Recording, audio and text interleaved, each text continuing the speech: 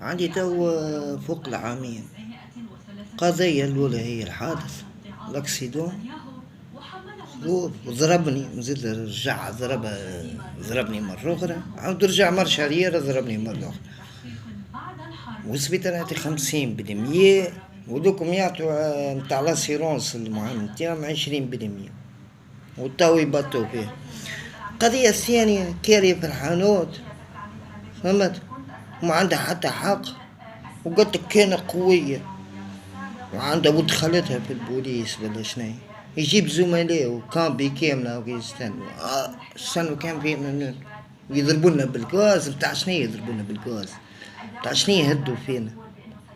مشغلتين نحن، وانا قال لك تبع القانون، نتبعوا فيه القانون، نتبعوا فيه القانون، خلينا نشوفوا شنو القانون. شوف انا شنو نعمل هما بس قاعدين يعملوا.